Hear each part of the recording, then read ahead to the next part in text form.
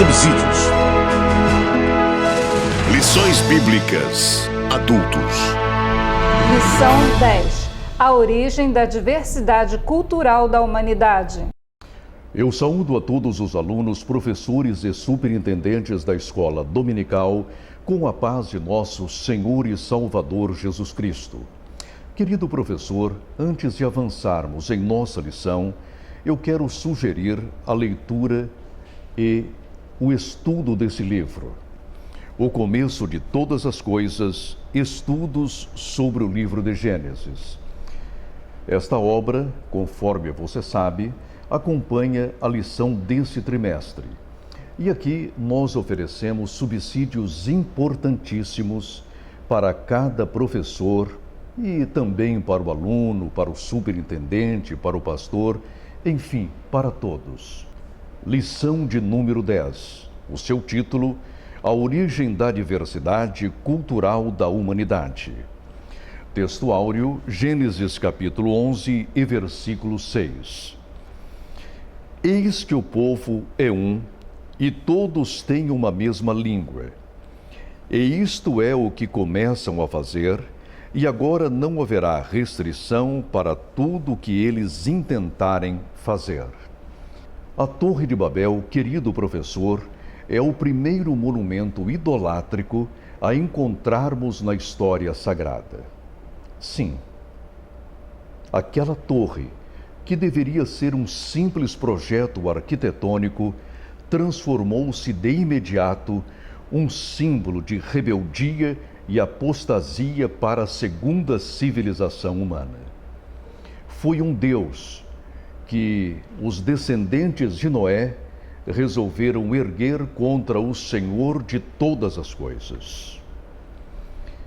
Quando nos voltamos à primeira civilização que fora destruída pelo dilúvio, nós observamos algo bastante interessante. Ali, tanto os descendentes de Caim quanto os descendentes de Sete tornaram-se devassos, assassinos, violentos, irreverentes a Deus e blasfemos contra o Espírito Santo. Mas não se diz que aqueles homens eram idólatras. Parece que não construíram nenhum deus de madeira ou de pedra ou de metais. Porque a idolatria na primeira civilização era o próprio homem.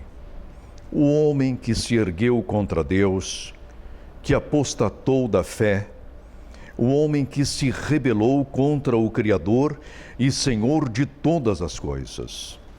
Mas agora, na segunda civilização, eis que temos uma manifestação idolátrica. Observem que todos os descendentes de Noé falavam uma mesma língua, possuíam todos uma mesma cultura e observavam praticamente os mesmos costumes.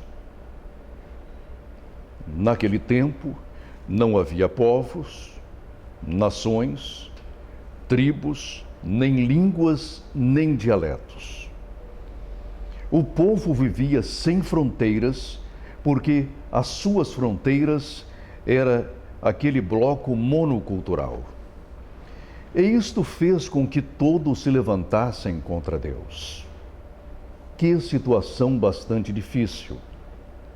A ordem era que, espalhando-se por todo o planeta, povoassem os continentes mais distantes, as ilhas mais escondidas e os cantos e recantos ignotos.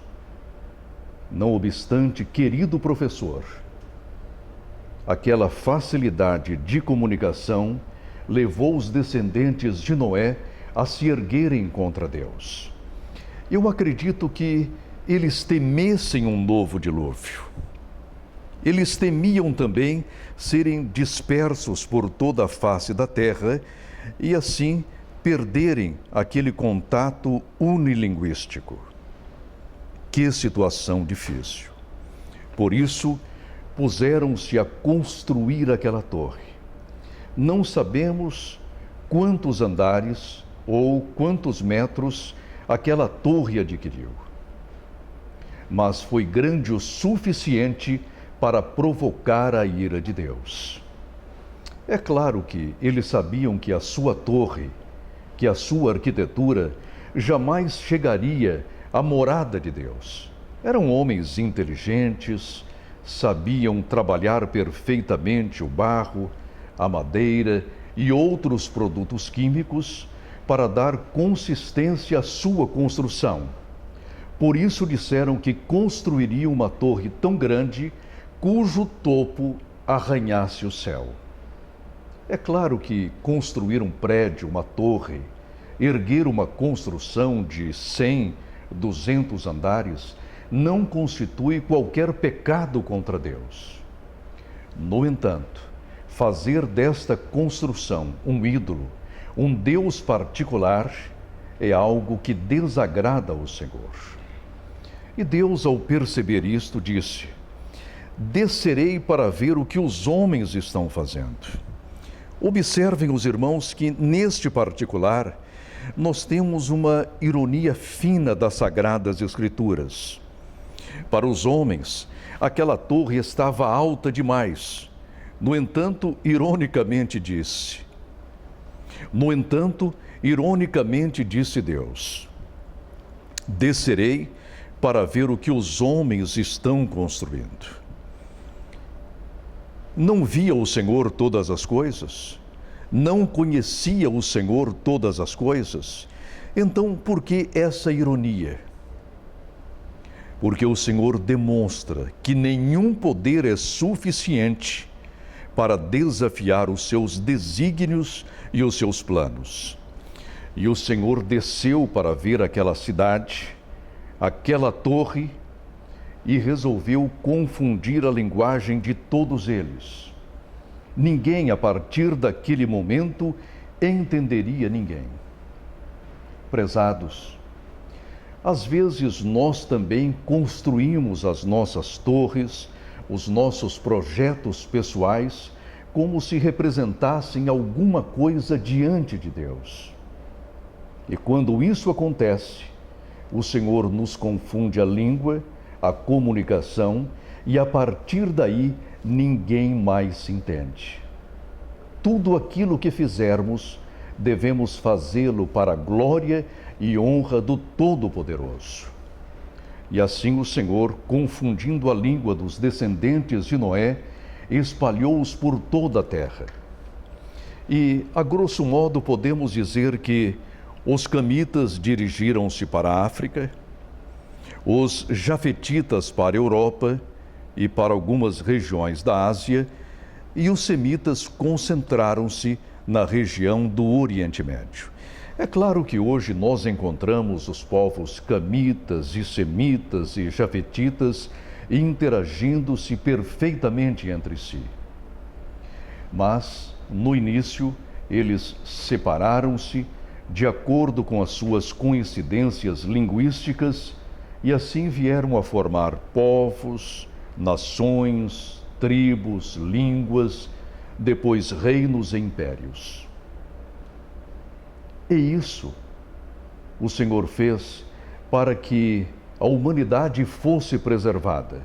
Suponhamos, por exemplo, que durante a Segunda Guerra Mundial, todos os povos da Terra falassem o alemão. Hitler, em pouco tempo, dominaria todos. Seria fácil, mas Deus providencialmente confundiu-nos a língua para que fôssemos preservados. No entanto, em Atos capítulo 2, observamos que os judeus peregrinos, oriundos das mais diversas nações, ouviram os apóstolos e os demais cristãos falarem noutras línguas e os judeus entenderam-nos perfeitamente, porque o Espírito Santo revertia naquele momento a maldição de Babel. E hoje, a palavra de Deus o Evangelho de nosso Senhor Jesus Cristo pode ser entendido em todas as línguas da face da terra. Querido professor, enfatizemos isto. Principalmente, os nossos projetos devem ser consecutados de acordo com a vontade de Deus e não de acordo com as nossas ambições pessoais.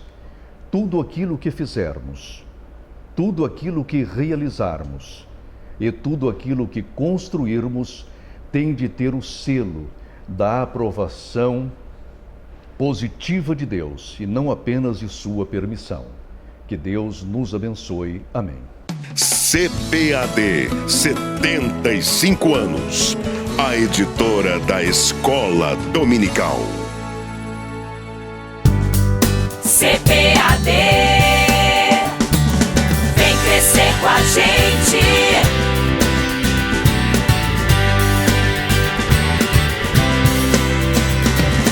CPAD, vem crescer com a gente.